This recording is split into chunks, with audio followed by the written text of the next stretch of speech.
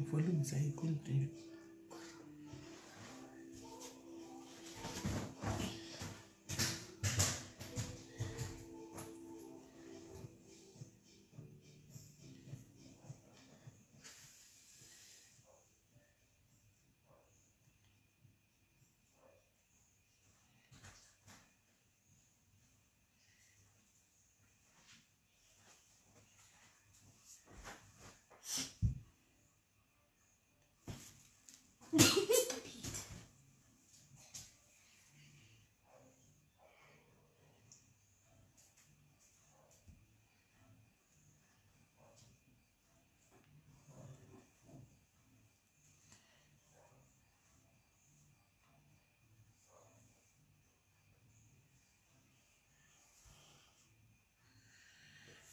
Good evening, guys. Good evening. How are you guys?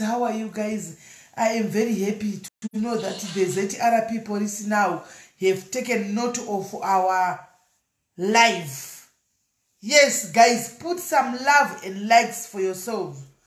Guys, put your loves and likes for yourselves, guys. At least the noise that we were doing, the ZRP has issued a statement to say they are looking for the culprits who were busy terrorizing and beating those old people yesterday. So you see the power of social media, guys, the power of social media. So I'm very happy, guys. If there's anybody who knows these thugs, these murderers, these culprits, where they are staying or where they are hiding, please kindly inform the police station close to you.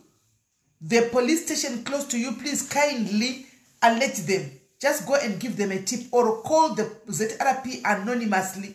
Let them know where these thugs are hiding. Saka tinotenda, guys, tinotenda rutsigiro rwenyu, guys. Tinotenda rutsigiro rwenyu. Statement press release yemapurisa yabuda, press statement yemapurisa yabuda. Anditika kuti vaona vari kutsvaga. Anditika hands no one is above the law. Anditi munhu nemunhu ngafese mutemo kana achinge atadza. That is wrong. Tafara stereki, guys, ndafara zvokuti tachimirira kuti vachiinda kunotongwa. Anditika mutongo wacho tuone kuti wakamira sei. Zvinofanira kufanira nditi they did violence. Vanhu vakunovharigwawo senguva yakareba yakavharigwawo Jobsikala. Anti arikona nhasi vonogara nguva yakareba okudaro variko. Andika vasati vatongwa futi. Kuti zviite fine. Andika zviite balance the equation. Saka ndoda kutenda, guys, ndotsigiro wenyu. Kune vanenge vachitishora. Tiri vanashoneka su, guys. Kune vanenge vachitishora kuti avatibvire noise kuzodiva tibvira vana basa vana kudi. You don't know the impact that we have. You don't know kuti we are being watched and we are being followed. Tinototaura pano ishi inopisa inoswera yasvika. Ndikakuudzai ne01 ndikati I'm sending the message to the right people. Handakuudzai. Ndikati message ndiri kuisa kwaridzi imimi change tokubatsirana mu comment section. Message yende kwayayenda. Yakaendawo kwayayenda message. Anditika that is good. Thank you very much, ZRP Zimbabwe. Itai basa, rovai basa sebasa. Batai vanhu vavharigwe. Batai vanhu ngavabatwe. Ndozvatinoda izvi. Kwete kuti kune vamwe vanonzi vari above the law. Kune vamwe vanofunga kuti so we can own Zimbabwe. Zimbabwe ndeyedu tese. Guys, ndeyedu tese. Zimbabwe ndeyedu tese.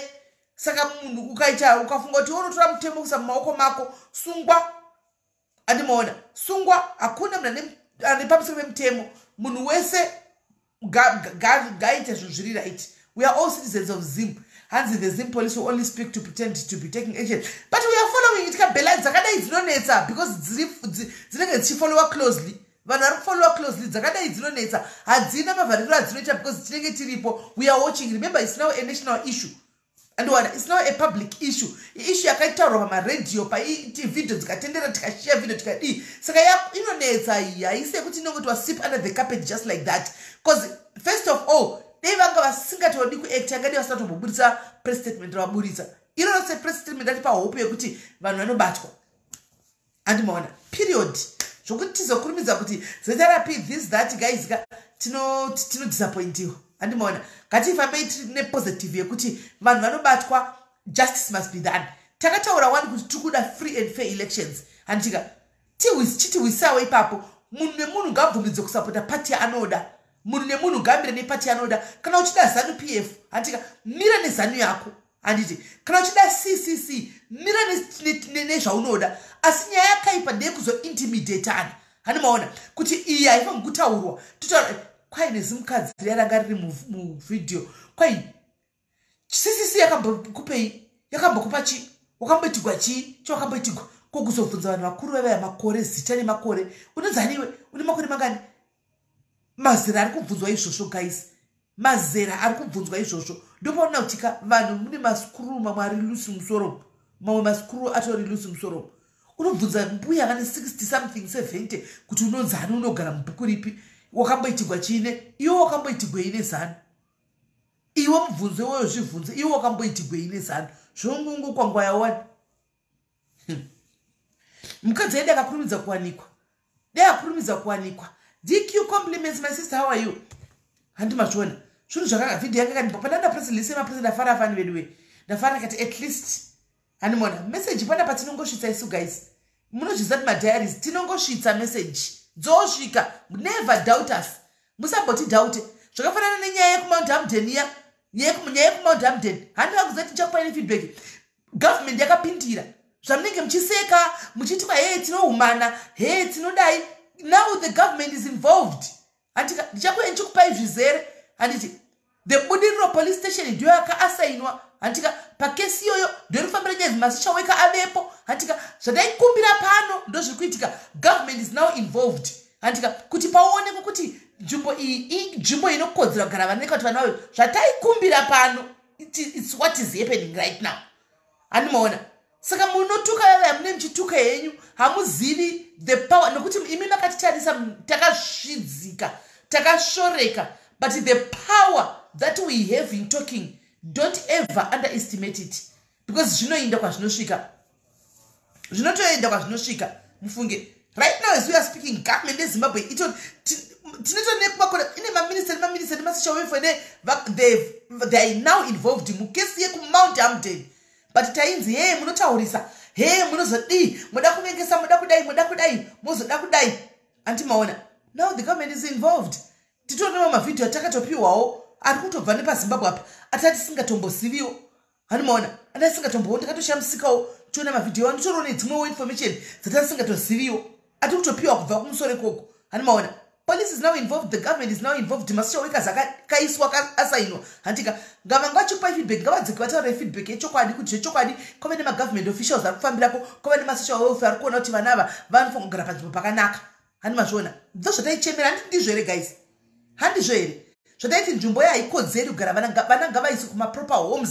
kana kuti ngapaite running water ngapagadzikwe zvakanaka poitwa handiti zvotaichemera hanzi kobatla ufa atombonifonera nhasi but ndanchida ndatotaura naye ndiri kuchechi hanimona ndotichifara guys my diaries epano I want you never to underestimate yourselves don't underestimate yourself mune power rimwe rekutodaro one atite noise nevanhu atitukani nevanhu so when we talk they listen daitanga tiri brand rinoita fight rinoita noise chero tikataura chinhu chine point vaingoti ava vanopenga ndive kupenga but they know kuti patinouya tichisama muromo tichitaura antimona tiri kutaura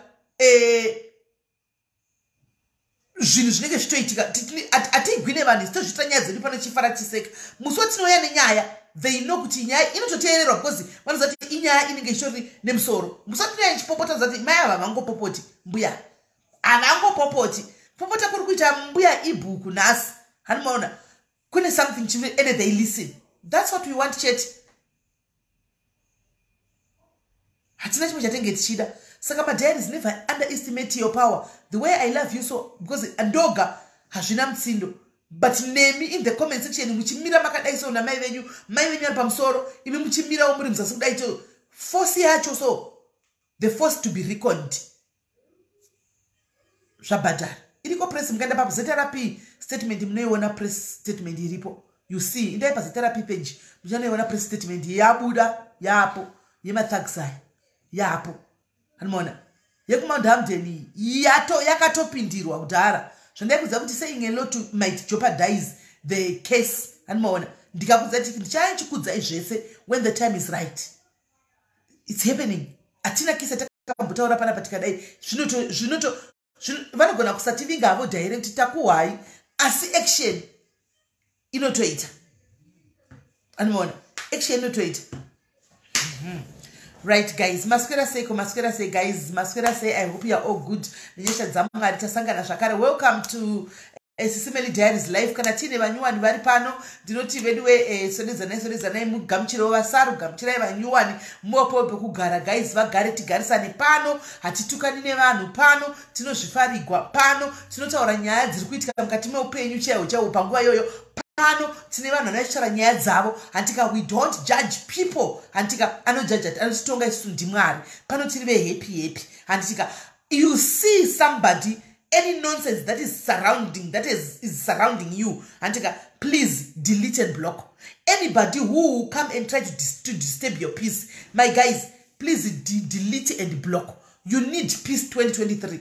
You need fresh air. You need peace. You need positivity. You don't need negativity. Block. Learn to block. Learn to use your block pattern, guys. Protect your peace at all costs. All the times protect your peace. Blockai munanouya achida kukanganisa peace yako. Antika inindiri muno kudai, so admin team kana team moderators in comment section, please help me to protect my peace as well. You see a ghost account kana somebody who comes here asinga zoti pana pasi pehondo achida kuenda masi statement ake, please just block. Chingo blockai makangozvinyararira, musa answer, musa komere, chingo enda muno blocka tibatsirana ndichika let's clear china nonsense zakatitenderedza. Andimona tinoda peace, garisana ine vanyuwani mukati momo guys. Right, yaBaStephen muri kumbosvamisa seiko? Tauya nenyaya yaBaStephen muzara nhasi. yaBaStephen vari kunetsa.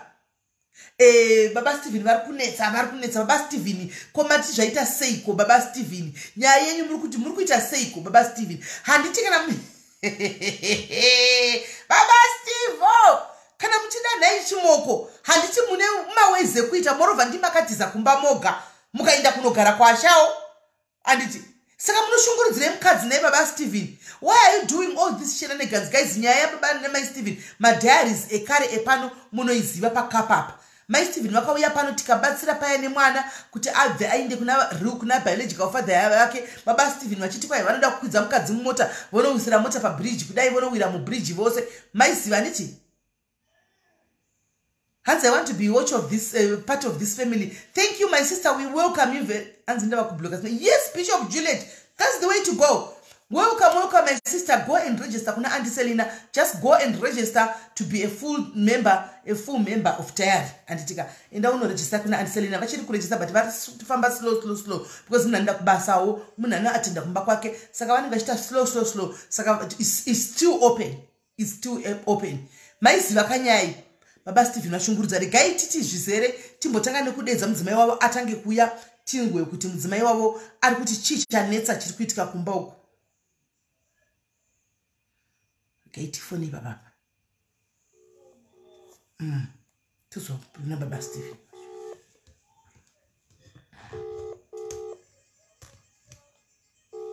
yaBaStephen vakutonetsa. yaBaStephen vanohula sei yaBaStephen? yaBaStephen vanohula kana nambuya vavo. Mbuya vanohula navo yaBaStephen. Vanohula nambuya vavo kusiya zvavo mukadzi vachinohula nambuya. Kune huruma maiziva guys yekuti vakamitisa mbuya yaBaStephen wafa. Right, maswera seiko yaBaStephen?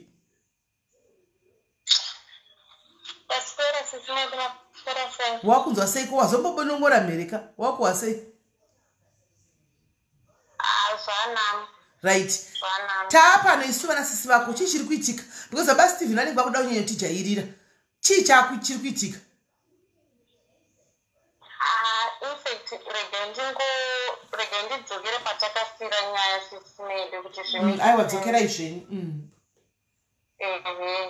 Patakasira nyaya pakuti paida kuendwa maDNA test handiti kuti tinoona kuti mwana ndewani, ife wasekurere kana kuti ndewaBaStephen handiti. Apana maDNA akazomboitwa, zvese zvakabva zvangonyararwa. Ini vandangoita sei ndobva ndangonyarara.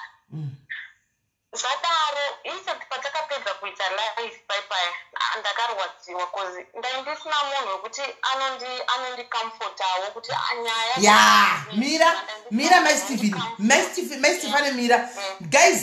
Nhasi dhera yaBaStephen ndokuti tivatuke tozovatuka tambopedzera yaBaStephen.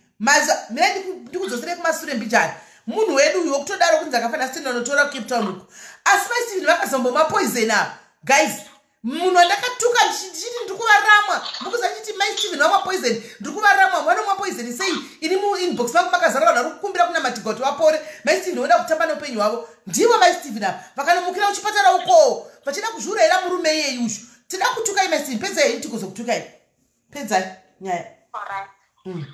Then the following morning yachona ndakatomuka zvakanaka kuti ndiende kubasa but ndairwadziwa ndidi unyeba I was depressed. Ndofa ndatoenda ndakatofamba ndikatoenda kucheckers ndikanotenga mapirisi angu ndakatenga anga akawanda I think it was 120 pills dzanga dzakasiyana siyana ndobva ndamwa mheno handitomboziva ndakatodonhera kudhuze nekubasa ndakazotopepuka ndato kuchipatara kuSomerset. Hold on. Crime Watch Zimbabwe ndiyo nyaya yandakubvisisa kupage ishi yave pano ndiyo nyaya yachona now nyaya iyi yave nemakore ichiuya pano yakatangira pano saka I want you to listen because sometimes vanhu munoshandisa mabloggers you give bloggers nyaya musina full story musina kuwadza chokwadi chenyaya zvonukisa the other part bad iwo uri kuzviita saka at least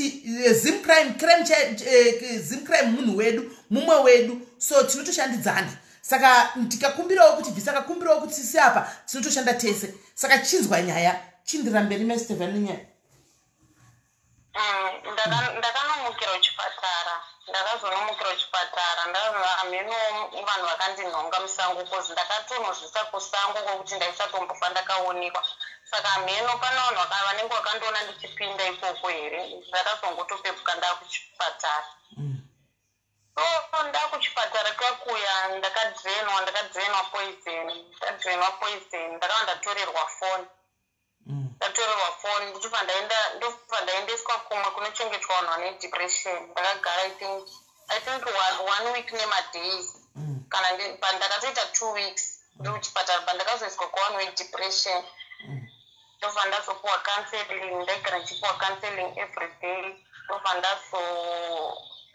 ndazopuwa mapirisi angu andakaita ndofunga ndakaita almost 4 to 5 months ndichimwa every month ndaienda paDanon clinic for counseling kusvika vazondoona kuti ndaright ndofa mwana akaenda muomba akaenda na baba wake ari right everything is okay hakuna kana problem kana complain hakuna then kuno ndazogara ndofunga ndaigara ndichingokudza ichi zvapakati so inini nyaya iyi handinazombodombozoifambira kuti ndione kuti zvakazomira sei kana kuti zvakazodii between babaStephen nambuya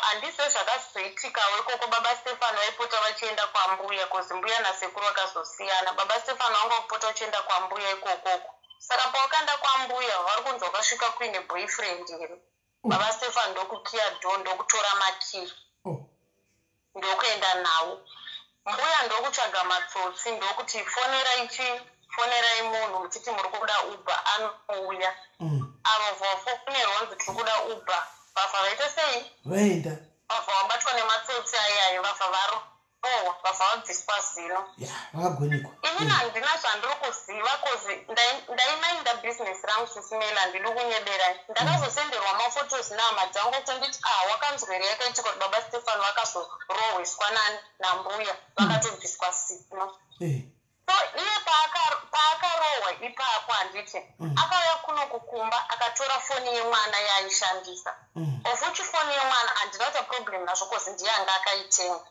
abva atora foni handamubvunza ndakamusiya kadaro handambobvira ndamubvunza kana zviri kufamba sei kana kuti zviri kuita sei abva atora foni pandanyarara ndandapinda pano vanhu vaitamba maraundi ema500 ndobva ndapindawo maraundi e500 pandapiwa 10 yangu bva ndapiwa mari pandatenga foni yangu foni yandaishandisa kudhara ndoyandakabva ndapa mwana kuti aite sei ashandise kozi kana ndiri kubasa ndinchida kukomuniketa naye kuti kana abva kuchikoro ndinzwa kuti ari sei tadaro takagara handimutsvage SIS MELLY ndoda kutaura chokwadi uye ndiye anotoda kutoziva kuti zvandiri kuita nezvei handiti muri kuzviona akabva atsvaga pamba pandaigara pandakatanga kugara ndofa auya zvikanzi ini ndoda kudzokerana newe chichi ndokumbira ruregere ero ndikati ndingada kudzokerana neni watotanga watozivisa vanhu vari kumusha woroora wotaura kuti zvoni chii ndakuda kudzokerana nemwana wenyu pane zvese zvandakaita ndinokumbira ruregere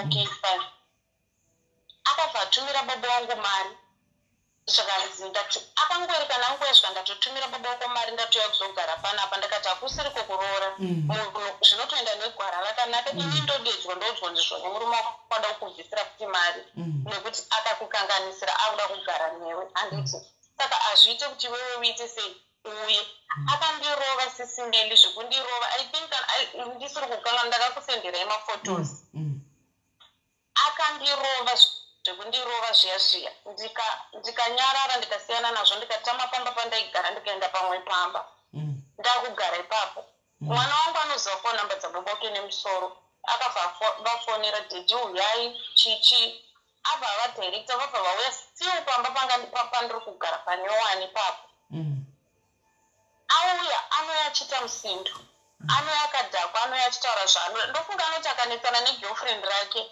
ndopaanobva funga kuti kuna mai Stephen ndofunga ndikambokusenderai mascreenshot nichiti huonai profile yake ine mukadzi chichi ndiye mukadzi wari kugara naye kana foni ichichengeta I think maphotos iyayo munawo ndikati ari kuuya futi kuno kwachindidena handizoti ari kuda kuti ndiite sei fine tagara handimubvunze handiite sei mwana wacho kuti alichengete anogona kana kuti anopa mwana kana 200 rand Stephen anobhadhara 600 transport yekuenda kuchikoro mari yake school fees 1300 pagore handiti anogona kupa mwana kugedhi 200 rand ndoyaanomupa for the whole month ndofunga ndikatombokomplena kwamauta sisimeli ndokumbira kutaura nababa Stephen mari dzimwe dzenguva mari yangu haikwani varungu vangu vanotravhela a lot dzimwe nguva ndowana full pay dzimwe nguva ndowana half pay bcause varungu vangu vanenge vaita sei vatravhela taurai naye andibatsiro pamwana ndofunga hameno makataura naye mazuva aya akambounza 400 kana 300 ndo mari yaanounza okay fine tagara tanyarara ndobva azotanga ini ndakamubloka long time ago kufacebook ife nyango ndakupai madetails efacebook account yangu sisimeli mukacheka hakuna kana foto rake 1 hakuna kana foto rake 1 riri kufacebook even inini mufoni mangu hamuna kana foto rake 1 even namba dzake chadzo handadzisefa handina kana kudzisefa mufoni mangu handina paiuya muchironga zvokuti ainonoroora pama musingapanani makumbo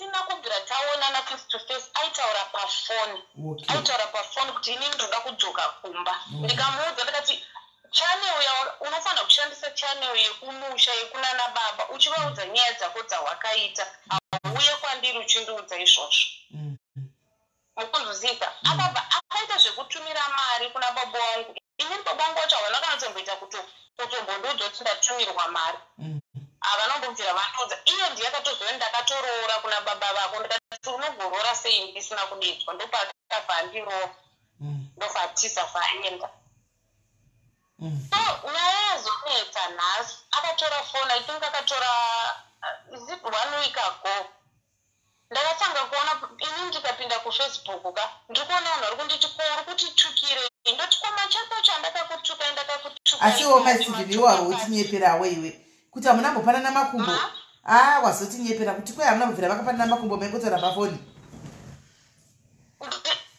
ndinonyepa ndinobenefita chipa kunyepa ndichitakopa wakarokwa pafoni here maStephen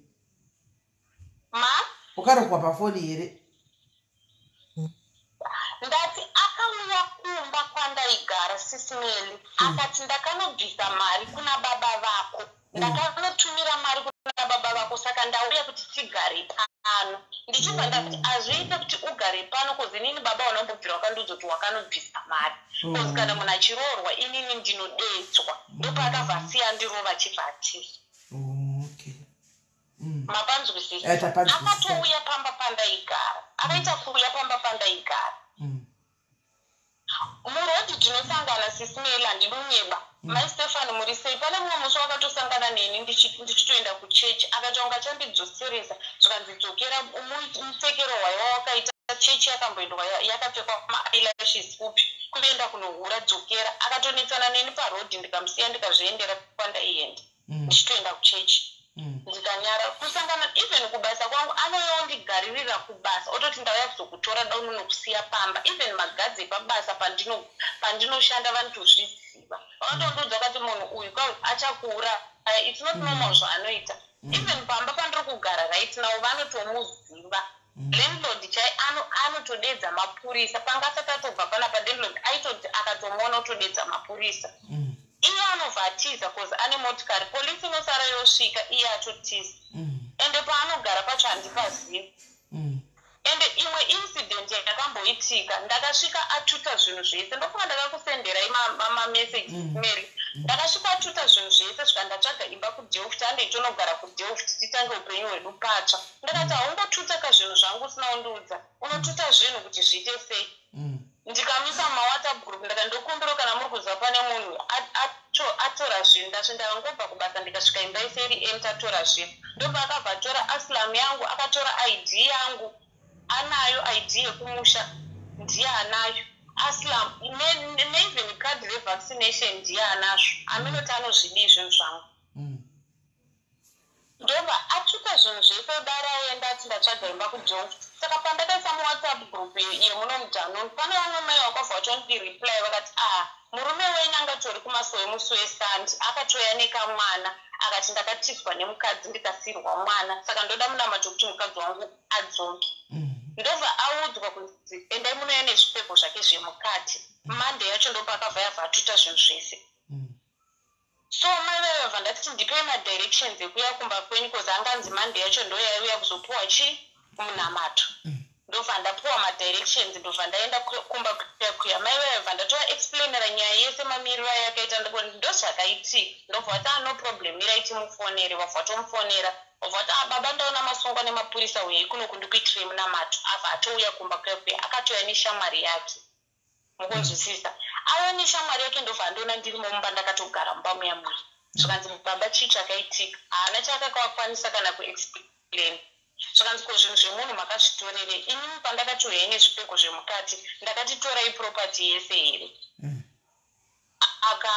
akaningirikina akanzi endai munotora zvinhu izvozvo mudzoke muzvisiye panzvimbo pamakazvitora ndopa akabva anotuta zvinhu zvezviye ndobva adzoka nazvo ndobva azvisa mumba iye ndobva atoya nehembe dzake ndakati handikwanise kugara newe ndinototya kozi ndoona wandidira zvinhu zvangu zvinhu waizvitorere akashayika namhinduro amene kana ndakakusendera mafoto acho akatotakura firiji nemotikari yeuber yaaishandisa akatotakura firiji akatotakusenga nemotikari yeuber chandipa chitupa changu haadi kundipa saka handizoti chaari kunyatsoda kwandiri kwacho chii ora itoti munhu akaita zvaakaita akakanganisa but anouya here nenzira yekundirwadzisa kudai kana kuti nenzira yekundifumura handizive ndofunga mascreenshots ese akatanga kundisendera nezuro ndakusendera SIS MELLY munawo handimupindure zvakaipa handimutuke handidii ndotomubvunza even ndiri kubasa mwana paanobva kuchikoro anenge ari ega pamba anongongopinda oita zvaanoda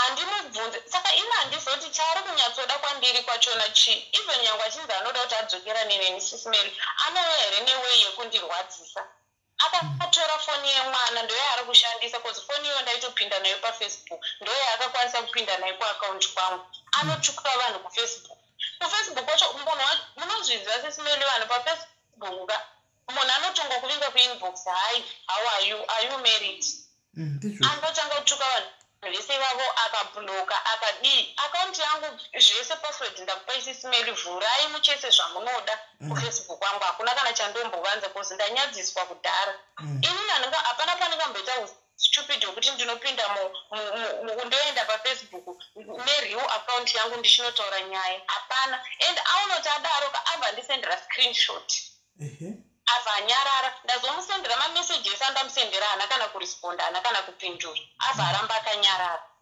abva ataura mainini vangu abva vamufonera abva ati ndichauya ikoko kana ndapinda mudhano handizoziva kuti azoendako here kana kuti azodii handizivi but handisi kunyatsoziva kuti chaari kuda kwandiri chii izvezvizvi ndakaenda ndatonesvondo ndisitiri kuenda basa ndiri kurwara ndakadzoserwa futi pamapiritsi ayedepression aya ndakumwa futi mapiritsi ndakatopiwa mamwe anzi enzayati kudidi mangwana ndiri kudzokera tikuteste pamwe waita brain tumor kuzi musoro wangu hausi kunyarara hausi kupora nyangu ndikamwa mapiritsi akaita sei unenge uchingoramba uchingorwadza mangwana ndanzi ndidzokerewo chipatara ndiri kudzokera futi handizivi kuti anoda kundiite sei pamada ndoona ndafa here ndapinda muguva here handizivi kuprofesa kwake anoisa ini handizivi kuti hama dzangu dzacho dzakaita unotonzwa vachitotaura kuti kutori nefoto yeprofile yemukadzi akaisa profile yemukadzi amene tanokwada kundiudza kuti ndiite sei handini kubvunza kuti wazoisa profile kana kuti wazofamba sei kana kuti wazodii kana handinei nazvo zvaanoita ilife yake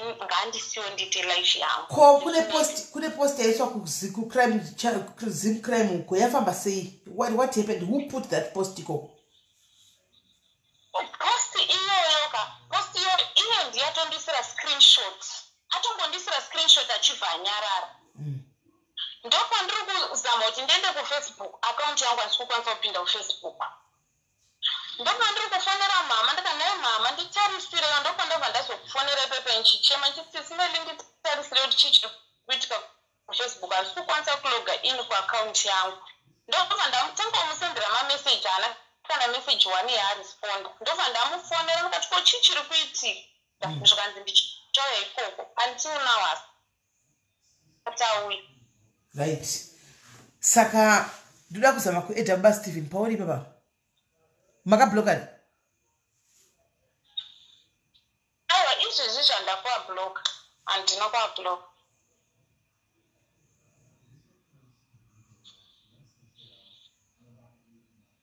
tizoti nyaya yavo ndei wai vari kudaro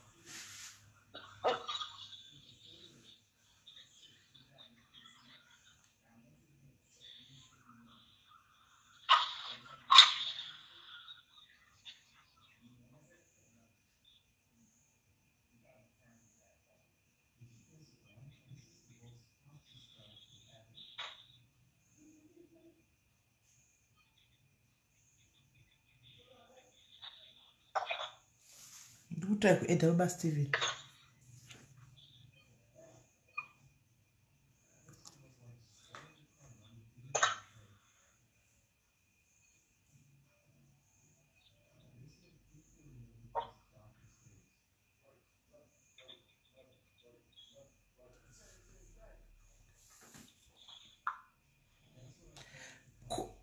hanzi munhu atumira nyaya anonzi Cleo Magaya hanzi nacrime ndiwo watumira nyaya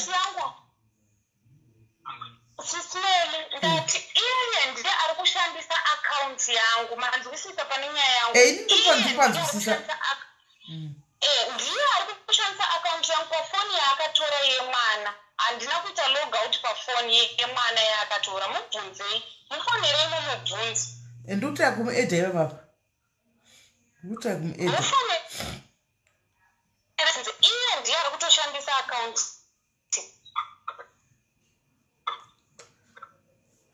right iri kungoti ring handisi kuti vari online here right manje ndakusendera indambera izvese inini kwandiri kandikazama kuti alogin iri kuburitsa blank iri kubva yaburitsa aiwa wanditaridza aiwa wanditaridza password yangu munayo SIS MELLY itai zvese zvamunokwanisa kuita password yangu munayo zvese namba dzandakashandisa paakaunti yayo munayo itai zvese zvamunokwanisa hazvichaiti kuti achinje password yachinjwa kudhara password yachinjwa kudhara password nemurume wacho saka iye hachina access manje to that Facebook account yake handisendera madetails I was trying to get in as well password yandipa haito ichatopindi haichapindi mufacebook imo password yacho yanayo mira ndikudrope nditange ndafonera iye auya apa ndozokuita alright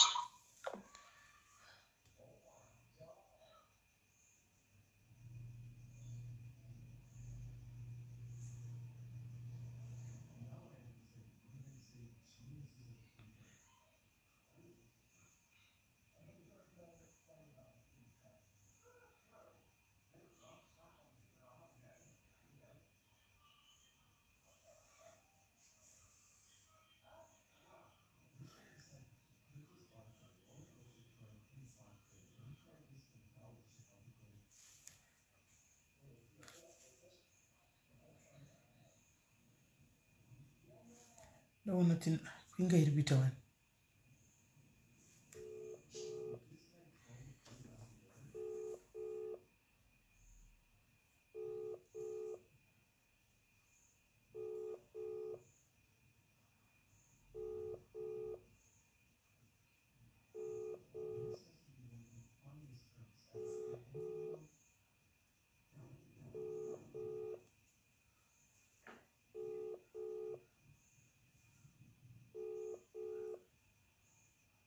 Mufanyire direct.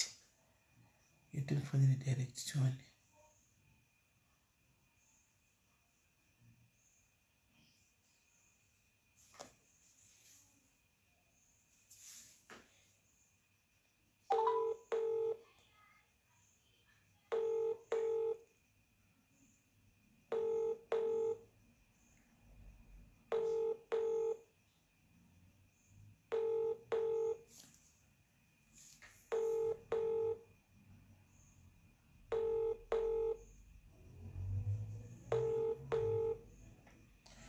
I think yaBaStephen vari muma comments. Vari muma comments yaBaStephen. Vari muma comment section. Welcome to voicemail. yaBaStephen vari muma comment section. yaBaStephen is in the comment section. Vari muma comment section. Vari muma comment section yaBaStephen. Nokuti munhu wepano vari muma comment section.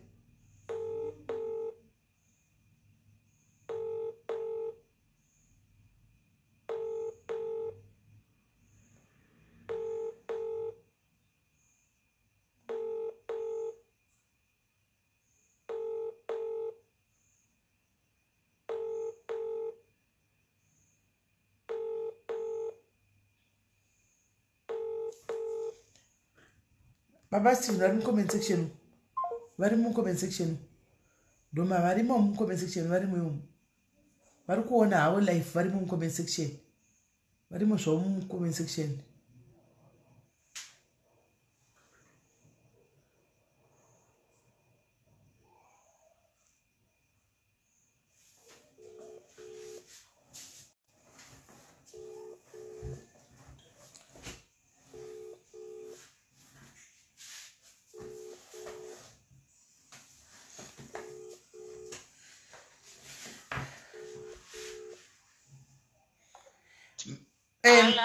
yaBaStephen asdera phone vanofanira kunge vari mucomment section. Vari kuona havo live. Anengatori macho. Varimo. Futi panogona paine vanenge vatomuudza. Arimo hake mucomment section. Akatarisa ke live arimo. Right. Chiga tite so. Takungotaura nayaBaStephen vacho vasipo. Tozati vari kuona. Ini ndozvisiva izvozvo ndochokwadi. yaBaStephen imimi makatarisa live ino nhasi. Sera negame ramuri kuita antika yaBaStephen muchapepuka mauraya munhu zvamuri kuita izvi.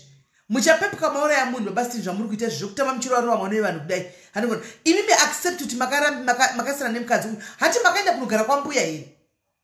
Hati makaenda kunogara nambuya. Chigara izvi nambuya musare nayaBaStephen. Handitimaona. Komukara mavakodzokera nayaBaStephen ende ndimuri kushesa foni yayaBaStephen. Ndimuri kupinda muFacebook mapani mameseji andatumirwa nayaBaStephen amaituka vanhu. Vanenge vachitsvaka nayaBaStephen kuseruku. Vanenge varume vanenge vapinda mumainbox chimhoromhoro muchishaudzira vanhu kudaro. Ndimi mune foni yaBaStephen ndimatumira nyaya kuzimcrime mukazviexposa. yaBaStephen. yaBaStephen is sick. Tunatokudza is sick. Hakuna munhu rumaita zvaita yaBaStephen zvazviya. Kutora mapictures avo kuzvitumira avo kuzviposta kucrime watch voga kuzviposta vega vakunyora kunge ndiwo waposta. Munhu akadaro ari dangerous, very dangerous. Kana nepicture yavo handichaziva kuti SIS MELLY ndoita sei kozi chiri kunetsa chacho paanogara pacho inini handipazivi. Ende kumapurisa ndaneta kuenda. Even mapepa enhingirikini, mapepa epeace order ese anga ndinawo mapepa aya paakatuta zvinhu akabva amatora ndiye anawo. Mapepa epeace order munokonotora mamu munokonovhura imwe peace order.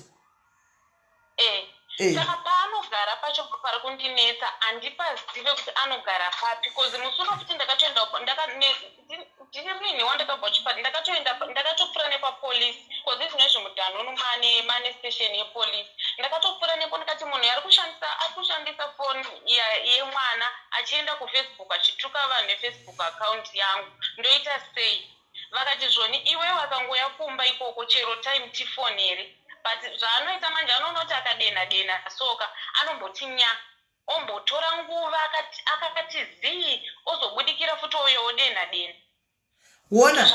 wona ukaenda kuno reporter kufacebook antika handi pane pakanzi izvo forgot password paya account yacho inini handisi kutokwanisa kupinda ndikada kuta log in iri kushowa blank paunoda kuta log in ipapo antika pane painoti forgot password antika kutokangana password yobva wati yes anditi vanokutumira number antika password imwe yavanoti isa kuemail yakavhurisa uchiri kuiziva email yakavhurisa Facebook account zvakaitaka ameno ndichakuratidza google account yangu yandakavhurisa pafoni iyoyo yaishandiswa nemwana neyandiri kushandisa panapa its the same akatoedha futi nhamba dzake pagoogle account akatoedha nhamba dzake ndakaona dziripo manje ina handigoni kuzvibvisa nhamba chero akaedha but email but inouya kuemail yako kuemail ndokunoyanikikiri nhamba yacho yechituyo yekuti ukwanise kuvhura Facebook kupinda mafacebook yako inoya paemail yako unless akachinja zvese zvekutotekenya foni ina handizvigone sisimbela ndiunyeba ndenda kutotsvaga anokwanisa kundiitira plus akaunti yachona ndaexposwa kudhara ndichaidii sisimeli bcause handizoti nyaya yacho yasvika kupi kana kuti yaonekwa nevanhu vangani kana kuti zvafamba sei akaunti yacho ndichaidii handina zvandichamboita but the truth is yaBaStephen is somebody kuti you have to be very careful. He's dangerous. Munhu anogona kuzviposta kudaro kuzviposta kuti vanhu vaite fani naye so akazviposta kudaro can do anything my mishi can do anything. The best way kutodzokera kumapurisa dzokera kumapurisa udza murungu wakaperekedza kuti a different police station muite futi peace order panyuwani.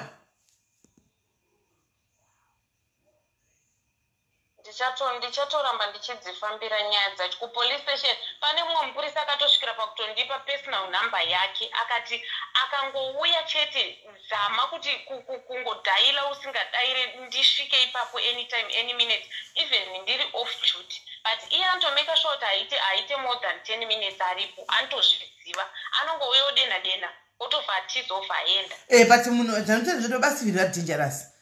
Munhu anogona kuzviposta kucrime watch kuzviposta vega kuti vatukwe navanhu munhu iye anogona kukuvadza iye.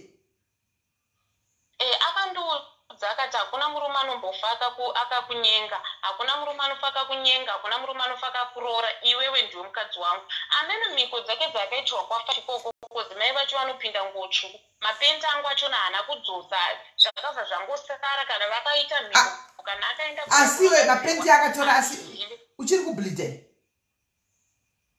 Aiwa kubleeda handisi kubleeda kubleeda kana ndinonyeba ndoenda normal madays angu 4 days dzangu handisi kana kubleeda but ndiyoyo nyaya iyoyo yekungoti handina shamwari sisimeli kana ukada kungotora munhu nhasika anogona ngokuignore usina zvawaita izvezvi ndikakudza ifamily yangu because right now handitane foni nemaphotos anenge achitosenda kuna baba kuti honai yaBaStephen ndavatora foto ndinavo honai zvakadai so ndo zvanenge achiti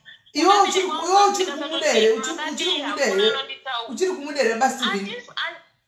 Handisi kumuda sisimeli. Ko mira iva ndikubvunzira maimichi ndikubvunzira pawati wakati inde munorora kumusha. Ndiye akaenda kumusha kanorora zvine zvakanaka waidi. Kudhara ikoko kwandakazviita kudhara chaiko hameno tipane nguva yakareba sei kudhara mazuva akangobva kuitika nyaya idzodzo ndopa akafamba achiti ndokumbira regerero ndakunoroora ndaiziva kuti hambofa akairi. Unoziva let me tell you about entanglement manje yerudo antiona zvauri kuitolerance nonsense.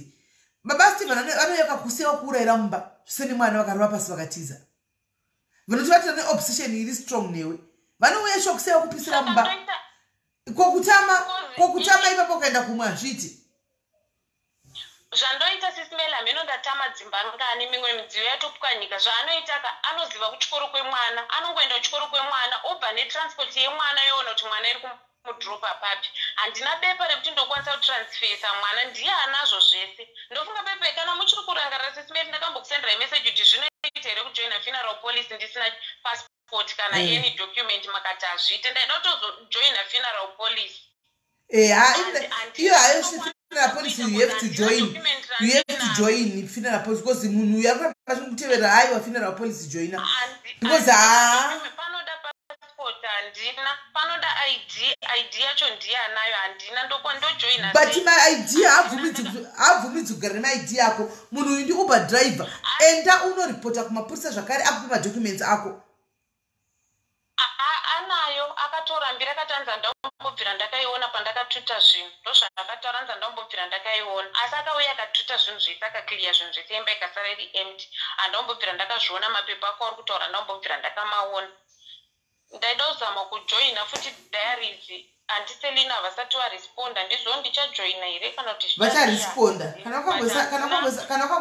kana ukangoisa madiaries madetails ako panamba dzavo vachakuresponda handina kana funeral police ndokwanisa kuzvibhadharira funeral police yangu but handikwanisa police inodiwa because munhu atokustoka uyu unogona kungosiya sadza sha chinondiratidza kuti ndini handina chinondiratidza kuti ndini kunze kwefoni mapepa acho ndiye anawo anorambira nawo foni yacho iyo ndaimudzosa foni zvikanzi uri kuda here kugara neni kana kuti hausi kuda achipindura off topic saka handizive kana kuti basa racho ndinorichinja ndichienda kupi kana mwana kuti ndimutransfer handina bepa rinokwanisa kutransfer mwana kona myStephen kokatora mwana ukaisa mwana kuZimbabwe ukasara uri wanobva watamba mwana ndaida kutomuendesa kumushaka situation iriko SIS-MELLY baba wangu inini mama wangu akashaya handiti baba wangu ari kugara vega vanogara nemunin'ina wangu ari kuyunivhesiti handi muri kuzviona saka inini kuti ndichizoafoda mari yekuti musikana webasa ndochizoti chikafu kumbaka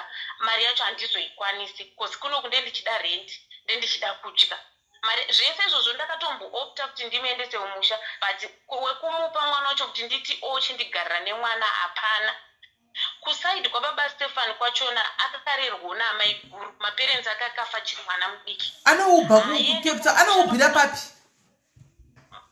achaita uber uyo akabonderesa motikari yeuber kudhara akudhiraivha mene chimwe chibhagi chaainacho mota yeuber yakasotorwa kare ane chibhagi chaainacho saka izvi ari kugara nani handitozive SIS-MELLY kuti anogara nani kozi handizvitsvage hapana kana anondipa information kana kuti zvakamira sei handitozive kana kuti anogara papi but mudhando narimo handitozive kuti ari kugara saka ighost here yabaStephen naimba baStephen muri kugarepi meno kana paine mukabvunzo kana mukambopostawo mafotos ake achona mukabvunza pamwe panowana nokwanisa undipe mapicture ndeye kuti ndogara panext door naye kana kuti kupi undipe mapictures ake ndiposte handina kana foto yake SIS-MELLY ndakazvidhilita kudhara kare kwandakatozvidhilita kana iyayo crime wachacho iyayo ndowamungatoshandisa handina kana foto yake ndoiwana kupi kana pamwe mukatarisa kufacebook Henry Gorembe mukaenda kufacebook kana Henry Gorembe guys Henry Gorembe name mapicha Henry Gorembe ide kunotsvaga Henry Gorembe ani Gorembe Henry Gorembe pamwe ndo Henry Gorembe guys muyene mapicha ake tione munhu ngatowana mafotos ake kufacebook ina handina kana foto rake kana wani ndakadhilita kudhara kare Agnes Isaac ari kupi Agnes Isaac ndeupi ari kupi ari kwende kwadzi unganinga anoziva nyaya yavo aripi Henry Gorembe wamuwana guys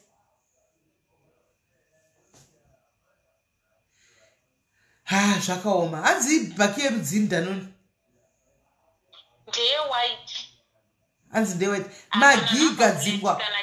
magigadzingwa sometimes zvaunoita kana uchida kupisa ukaona munhu akakurwadzisa unodilita everything kuti usarambe uchifunga nezvemunhu iyeye so myStephen pamwe nezvakaitika mukati mepenyu yaona baStephen she was 100% right kuti adilite mapictures iwayo because she went through hell a lot munhu yakambokwidza mumotikari uchu akaendeswa pamukwidza nemotikari pamukwidza papa mota ikadaiso kumateni kudai zvikanzira toda kutoregedzera nevana mukati tiri kutoregedzera tinowira mubridge pavanga vari inowira munikikiri, inowira mumvura. Vakabuda vachitiza mota yatariswa pasi kudai ichida kunodonhedzwa. She has been through a lot, Maya. Through a lot. Ukazona munhu akutega ndizviurai kumwa mapirizi 120 kunodhirena kuchipatara, kugara kuchipatara 2 weeks. Vakagara 2 weeks ka vari kuchipatara. Uzoti ninge washungurudzika guys. Wakushauta wodii. Agnes Isaac aripiko? Arikuti kunzaridzwa nyaya yese. Ari kupi? Kome ndakanamboiona ini. Akadzoka kumushoka chano chikachidzoka achitei naye kumusha naye magi.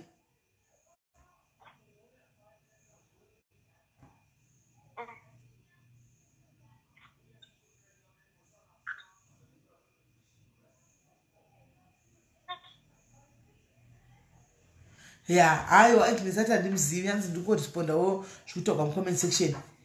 Right. Toita say hanzi ane mota yebhaki white ndakaiona.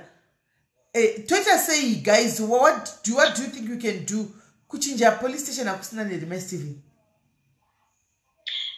SIS MELLY ndiritori nenhamba ameno mukuru wemapurisa anonzi pachindiri kukanganwa namba dzake, but nditori nepersonal number yake yekuti akatondozoti akangosvika iwewe fona, but kuti problem inoitika ndeyekuti pavanosara vosvika ka anenge atotiza atoenda.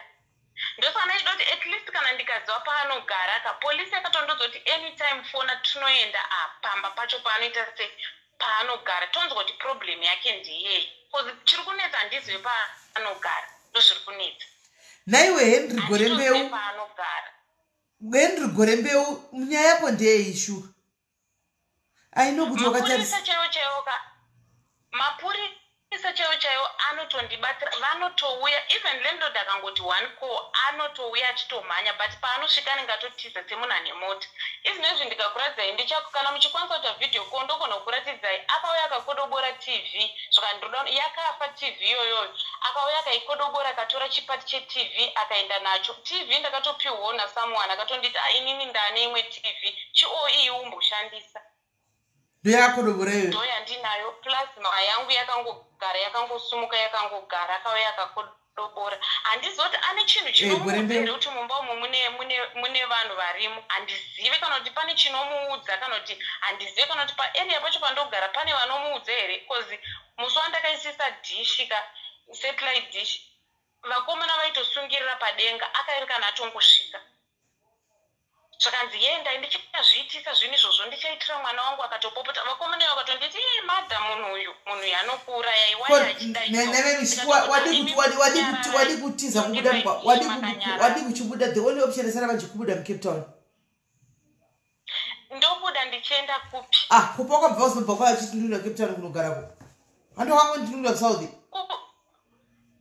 kuCape Town ndakatozvikudedzwa nehama. Iwe ukatongopinda ukatokusunga zvinda kuenda kuJobe kunosvika uchikutsvaka kunosvikirawo futi. Wotanga life yako panyuwani zvitori nani. Because uchaurawa naBaStephen, vane obsession isiriyo newe. Uchaurawa naBaStephen. Ende wamwe ari kudzokera kuZimbabwe. Handzokera kuZimbabwe unotora ID udzoke uite reapply for your asylum. Tugari zvakanaka. KuZimbabwe kwacho ndenda kuenda nemari. Mari yangu inokwana kubhadhara rent, transport yemwana nefood zvatopera. Ndikatokwanisa kutotamba around 500 ndikapuwa 10 yangu 2000 ainga ndiendeso Zimbabwe. Kana 3000 ainga ndiendeso Zimbabwe. Mutama muri 4. Tutamba tiri 5 inini wechi 4 saka ikauya inenge iri 2000. 500 per wiki. Inini plus ini yoita 2.5. Moita per wiki. Aiwa pamwedzi. Amuna mari shu. Guys nachazivi. Ndiye anende bvuso. Anchazivi kuti tomutumbatsira sei. Aikwane kuti ndite anything nayo, aikwane kuti ndiende kuZimbabwe ndigodzoka. Mwana wacho futi ndienda mupani. Muningi wangu akaenda kuZimbabwe ndizoti anodzoka rini. Angatoenda kuti ndinoda kunosiya mwana, akatotaura kuti ndiri kudzoka naye because situation iri kuno kwaisquid. Akatoti mwana ndiri kudzoka naye. Saka hapana kuti hanzi ndingati ndoendesa mwana wacho kumusha kusaidi kwakewo kwachona aritoriwo mabiri bobe akatosvikurirawo. Saka chijoina ifuneral police vaingire. my Stephen. Kana zvichitoti ndijoina ndingori nezita nesename, it's fine. Munogona kundijoinisa Yeah, handina kana I want to join you because your life is at risk now. Your life is at risk. Because murume mateverero ari kuita achazowana semunhu wechikana wechikazi chidiki muchazoitawo kaboyfriend one day. Okwana mune kaboyfriend anokudirai asidiwe. Ndijoinisei kana zvichiita ndisina bepa ndijoinisei. Guys, muchabatsirawo maStephen muchiti kudi nokuti mazvu muri kuona guys, fona itinzwe isai namba tinzwe. Kana muchiri kurangarira pane musi wandakambokutumirai ndichiti babaStephen vaya vatanga futi ndikazoenda kwamai Miki, live iyoyo iriko kwamai Miki. Ndo mazuva akabva buda nyaya dzaSis Jake hamuna kuzombobatika paWhatsApp that time. Ndobva ndaenda kwamai Miki ndichinoudza ndo situation yandiri. Mai Miki wakabva watanga kundisendera mameseji zvikanzi nyaya yako ndakatoinzwa kudhara waida kutsotsa vanhu mari, wakatombobira vanhu. Handizoti wandakabira wacho ndiani kana kuti iye akavazotaura navo here aona live handizive kana kuti pana akavaudza here. Ndikati vakabva vandibloka mai Miki ndisati ndaexplaina ndikati bvunzai SIS MELLY ndotaura navo handakana problem naSIS MELLY. Zvikanzi waida kutobira vanhu uri mbavha ye kuzodi vakataura a lot of things. Handizivi kuti wacho wandakambobira kana kuti wandakada kubira wacho ndiani handizive. Ndofunga feedback ndokuti asi iwe wangoenda kwamai Miki kunodii? Angauya futi achita hondo. Ndaida paanogara kozi polisi yange yakatomirira musi wachona. Ndakatopisirai mameseji. Ndo musi wakabva nyaya dzaSis Jake paya pawaida kuzvura echichipa pavaichema paya. Ndobva ndatozama kuti ndichitoda tokomunicata nemi hamuna kubata foni ipapo. Ndobva ndakabva ndatoenda kwamai Miki kozi polisi yange yakatomira ichiti at least tichitsvaga kuti tiwane paanogara topota tichinogadha pamba pacho paanogara kusvika tamuwana. Ndopa wakabva wazondisira mameseji ukanzi waida kutobira vanhu uri mbavha ye kuzodini kana ndaida kubira vanhu vakabva vandibloka mai Miki ndisati ndaexplaina.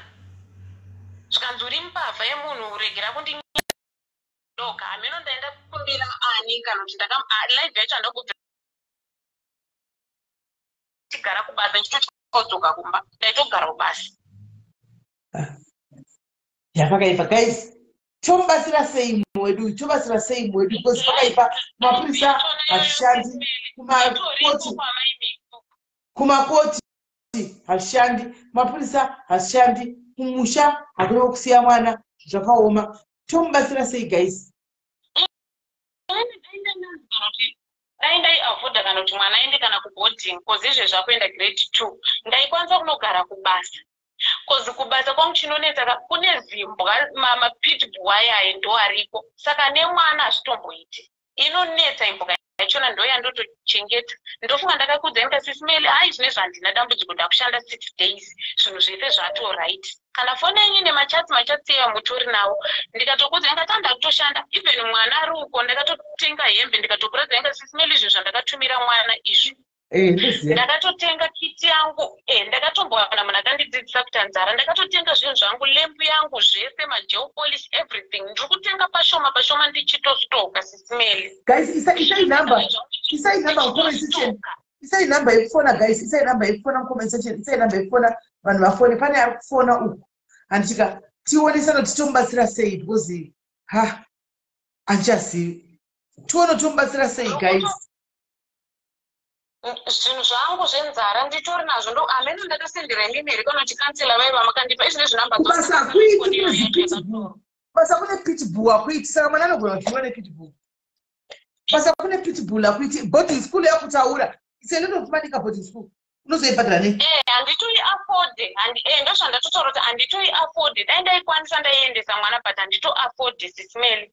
Kana dai ndaine munhu wekupa ndaitomupa kuti achindigarira nemwana ini ndichimubhadhara zvangu shoma yacho iyoyo indogara kubasa. Chakakosha kuti mwana wangu aende kuchikoro. Ndisina kana hama yandiri kunetsa kozi inini kubasa hakwasi kupa promotion here. Kubasa havadi kuti ugare nemwana. Kubasa hakwasi kuti ugare nemwana. Akugarike nemwana kubasa. Nenyaya yekuti bholi iyoyo. Imbwa yacho zvainotoita izvezvi murungu akatostretchwa makumbo esai haidi kutsamwiswa haidi kudiya yakatova mara. Ini ndinongonogona ndekokogona kutodzoka hembe yakwachurwa ukanonoka kuipa attention inotokudimbura ini hasha imbwa yacho. Saka kuenda nemwana it's risk. Kuti ndonogara pabasa.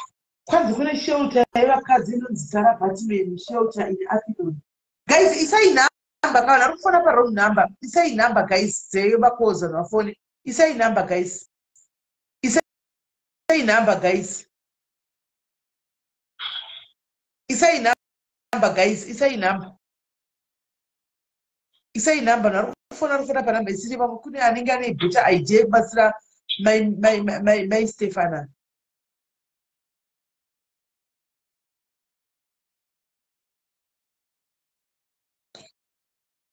Aiwa pitbull inouraya, pitbull inouraya kuti zvekutamba. Bvarira chako mwana. Right, fonai pa namba idzo guys.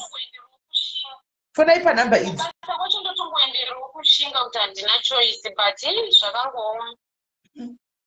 Pakaipa.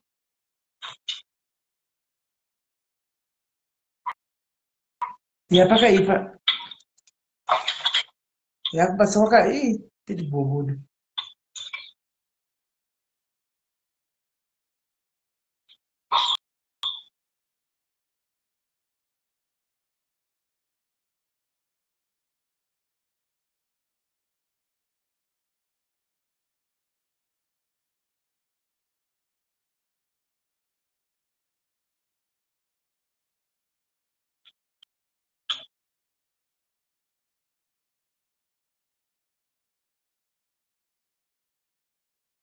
Fonai guys, number fonai one.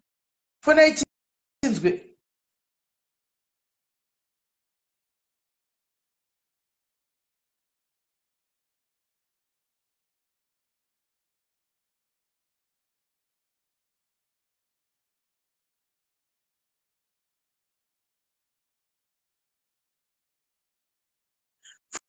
Fonai guys, fonai Zvinzwirei vakufona.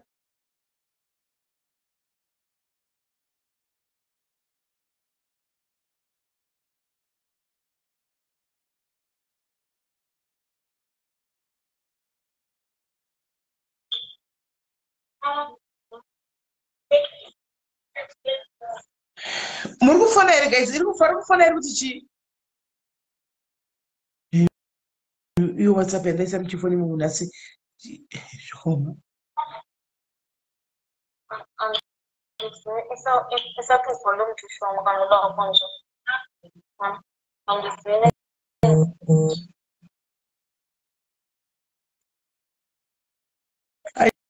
Aiwa. Number yaiswa haisiriyo. What's going on here?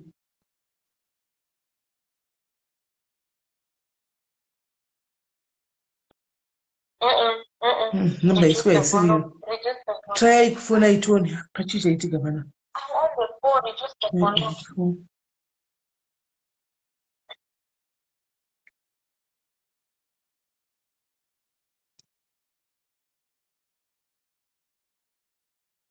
Iyi namba yepi ndamwisawo. Iyi namba yepi try itoni.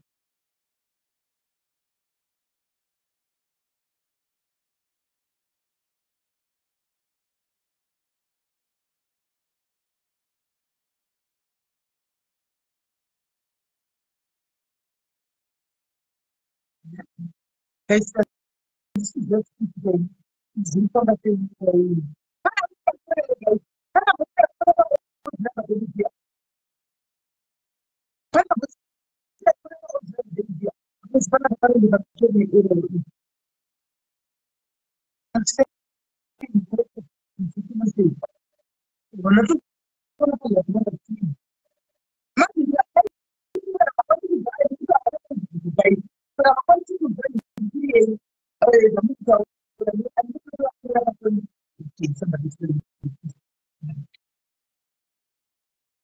Hello.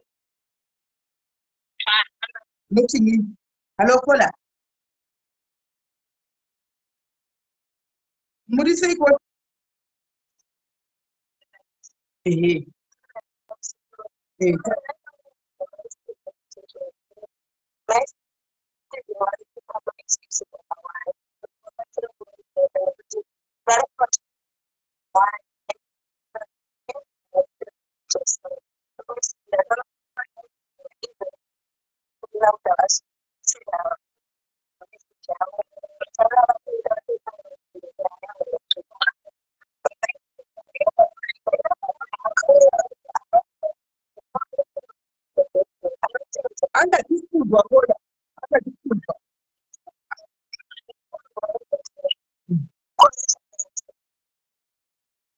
Makuzi.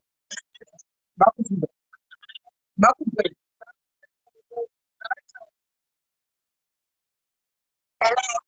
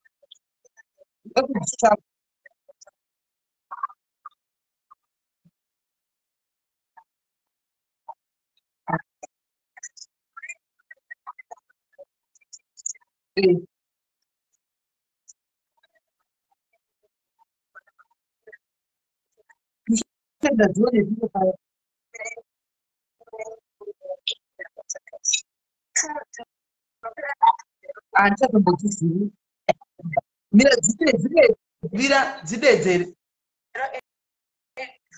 084 694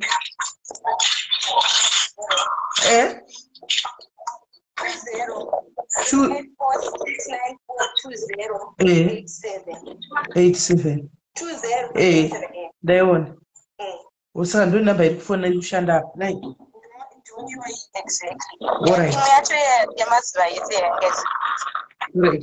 thanks for getting Nay guys, my Stephen makucha ni hili makucha noise kuside kwenye phone yako chama echoes. Ndabuda panze. Ikucha mepo. Right. Phone yo mutsinzwe anzuke loti yekola. All right. Chitra phone yako number zindakapina ichi. Nachiyo ti number za vipi? Nakuzona utsakanyuka apa ndisiri. Chingo phone chiningira chinzwe. Phone ichinzwe vamutu vabatsira sei my Stephen name. Meli ndachida kupindura kola abva kufona kuti foni yekutanga yakatorwa ndina kutaura ndikanyarara iya foni yechi2 saka ndoramba ndichingoshandira foni chete ndoregera kumubvunza indaneme yekuti asandineti ifoni yechi2 yatiri kutaura nezvayo haisi foni yekutanga. Hello kola. Hello makalisi smeli Ndiri right nguri call. Ndiri right